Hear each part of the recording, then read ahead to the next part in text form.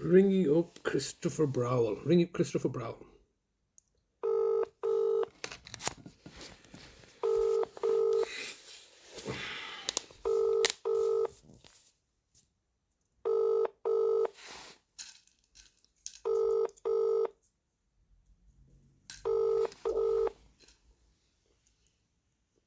This is the Vodafone voicemail service for 07769247196.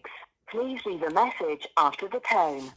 When you finish recording, please hang up or press the hash key for more options. Yes, hello, Mr. Browell. It's Mr. Hussain here. Once again, leaving yourself another daily message. This has now been 280 days that my brother's been kidnapped from my care unlawfully and taken into your care and custody under false allegations. And today I just wanted to say is that it's Tuesday the 14th of May 2024, and my brother was taken on the, as you know fully, that my brother was taken on the 8th of August 2023. It's been 280 days, and after 280 days and putting me on a police bail so I can't see my brother now, after my calling you up yesterday and last week, now you the council have decided that I can see my brother under stringent conditions that you've set out, that are in your best interest, that are directed to simply stage events to put me for falsely raised further allegations of entrapment. You think I'm stupid or something?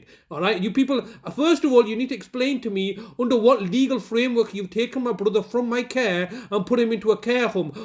That's the first thing you need to explain to me. I don't understand. 9 months later, I have no idea how my brother's been taken from my care. You had no legal rights to do so, to take my brother in this manner that you did. It was all to facilitate your proxy agents, Manningham Housing Association's civil case against us to have us evicted, and by colluding with the judges and the judiciary. That's how you managed to achieve. That was your motive operandi. And I explained to you previously when we were speaking that it was £1 million a week that I was charging, and I made you aware of, the local authority aware of this even before you came along, Mr. Browell. I made them aware when they last kidnapped my brother on the 6 years ago, on the 3rd of August 2018. I made quite clear my charging policy then, £1 million a week. That's the cost. There's no getting away from this. You can kill my brother and murder him. I've told you there's a cost associated with everything. It's £1 billion for murdering my brother Talib, as it is for murdering my brother Nazim, and for murdering my mother and father. So you could say I'm delusional and deranged. This is what you, the local authority, have been trying to do for a long time in order to undermine my position. Now all of a sudden, 280 days later, you're telling me I can see my brother under conditions. Why should I have any why should there be any conditions in me seeing my brother? What have you proven exactly? Why should there be no unfettered access to my brother? That there is the fraud, isn't it?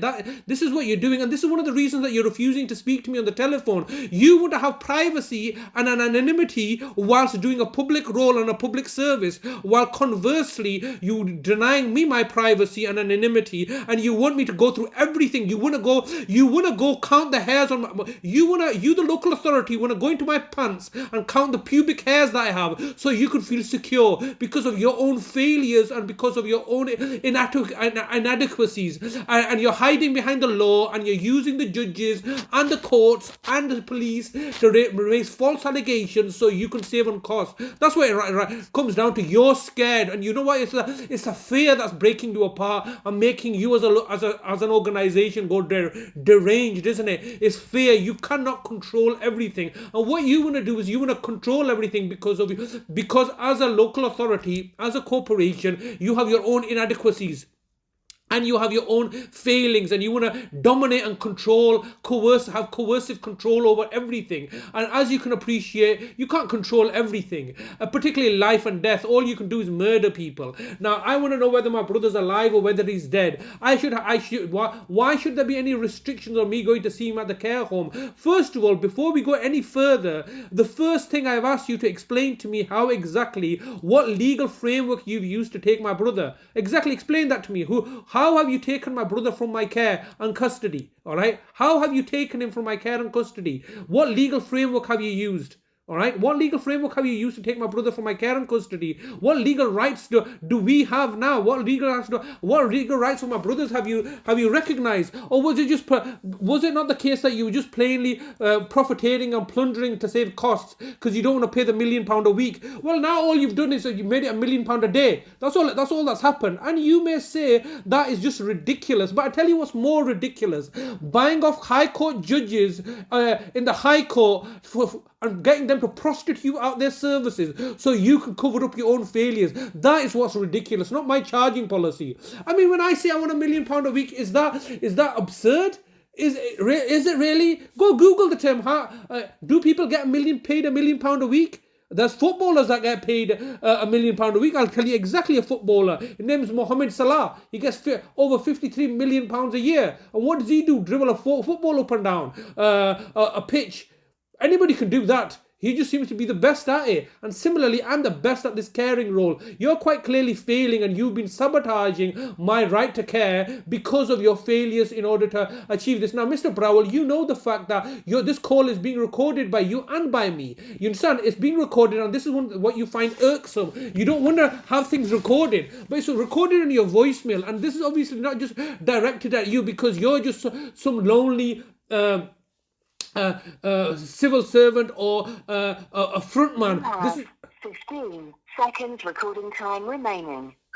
This voicemail is obviously directed not just at you, but your seniors, particularly Mark Truin and the directors of health and well-being and the new CEO, who should review this voicemail as well, because it shouldn't be taken that you don't have any control on the situation. You've tried your best in the past, and look what it resulted in. My brother being kidnapped in this manner and held hostage, and is now going to die. Recording time has expired. Yeah. To leave your message, press 1. To review message sent. Fucking idiots. Thank you for calling. Goodbye.